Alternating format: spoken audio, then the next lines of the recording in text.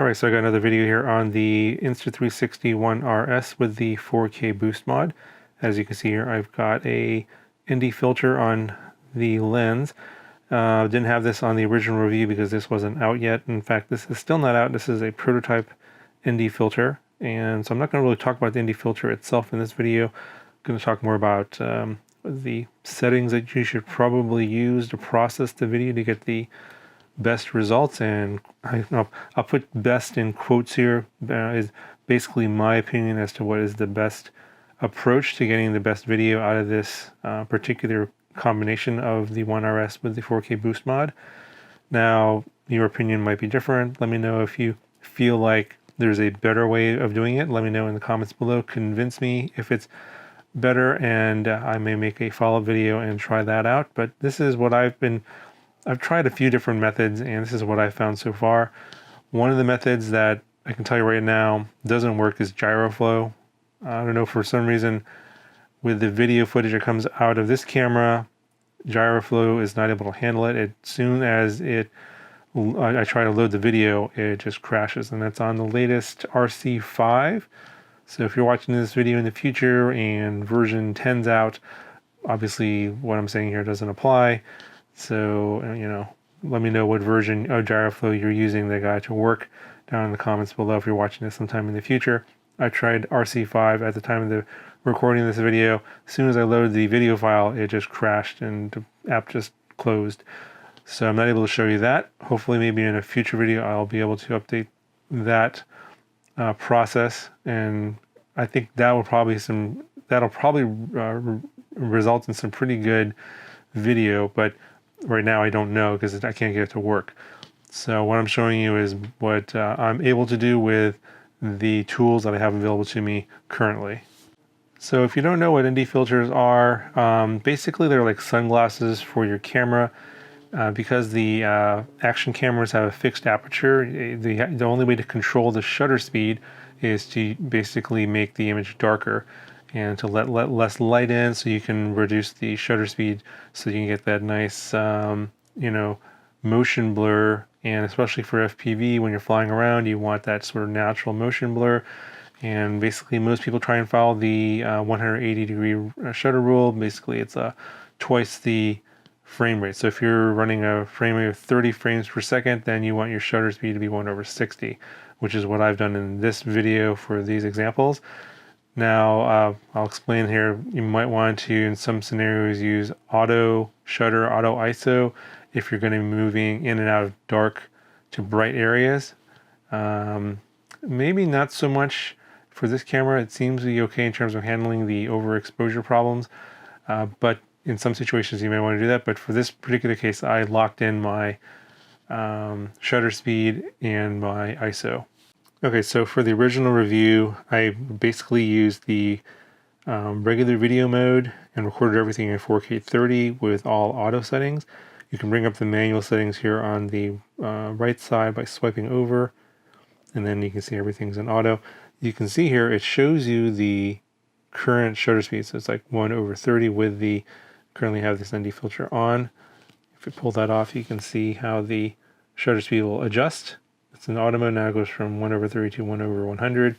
And then if we put the ND filter back on, the shutter speed will float back down. And also you can see the ISO being adjusted as well.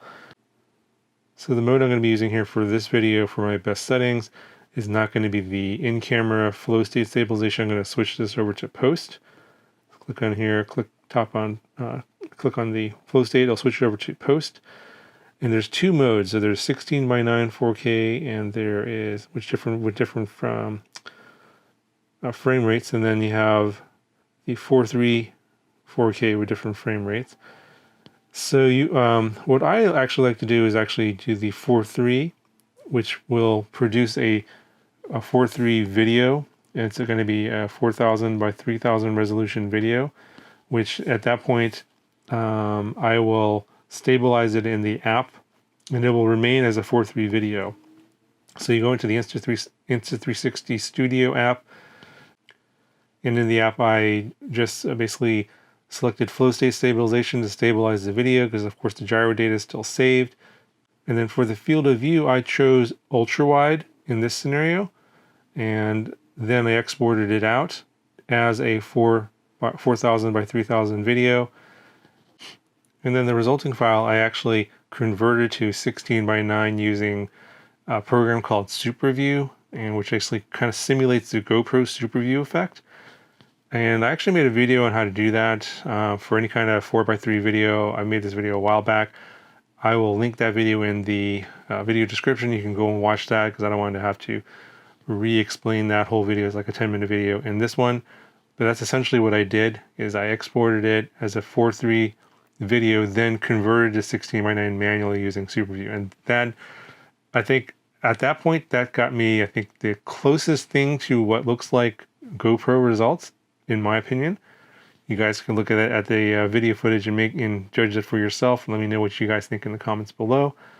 Now, the other method you can use if you don't want to use the manual SuperView is actually use the app to convert the 4:3 video to 16 by 9, and that's what this post 4K 16 by 9 video mode is. So it actually records this, even though it says a 16 by 9, it actually records the video in the full 4:3 aspect ratio, just like it would in the 4:3 mode over here.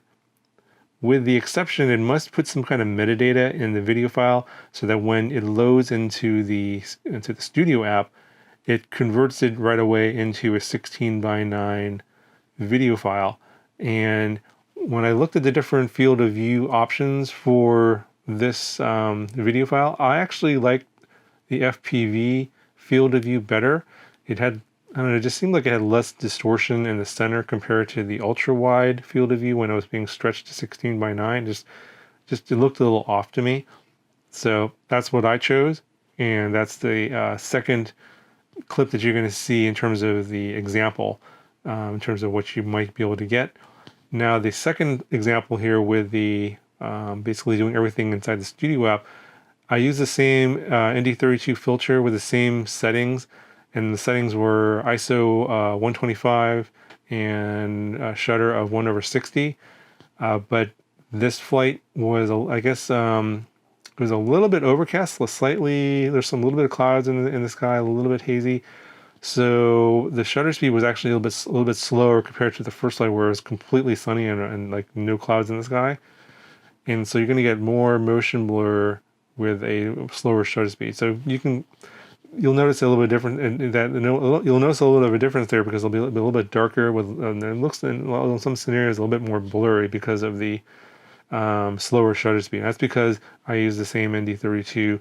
I probably should have switched to an ND16. I didn't think it was that dark, but it does look a bit dark after I processed the video. So everything I've talked about here was in the normal video mode.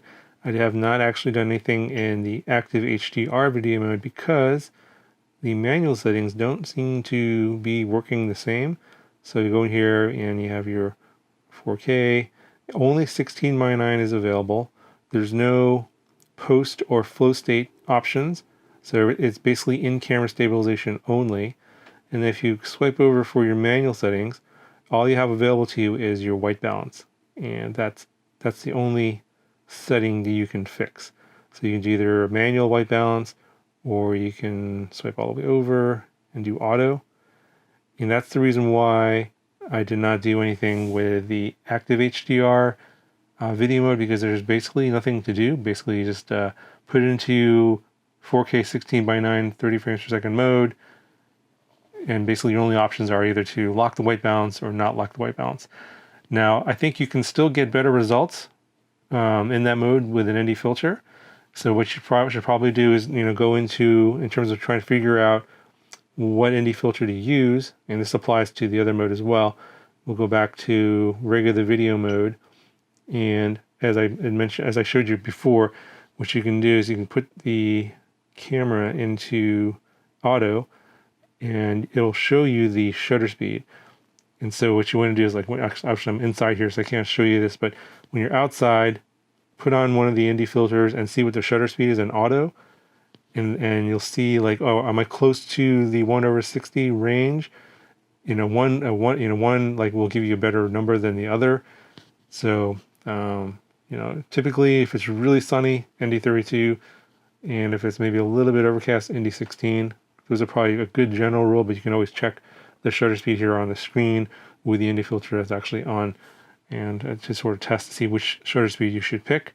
And then also what ISO. Generally speaking, I will just go with the lowest ISO possible. Anything above ISO 800 on these action cameras will just introduce a lot of noise in the video. It'll just look grainy and just doesn't look very good. So you generally want ISO values of 800 or lower if you're going to be picking something.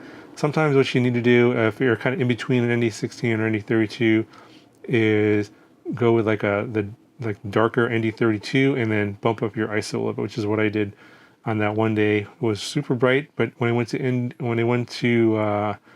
ISO 100, the image looked a little bit overexposed, so I just kind of went to ISO 125, and that seemed to help with the overexposure.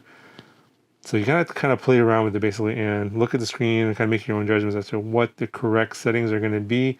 I think after you play around for a little bit, you'll get an idea what will work for you.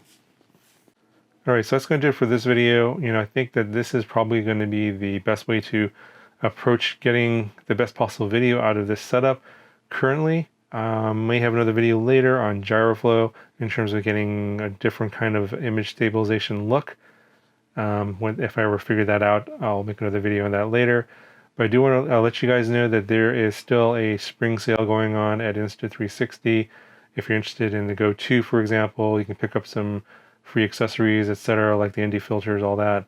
And also you get a pretty nice discount on the 32 gigabyte version. Yeah, they'll link that down in the video description.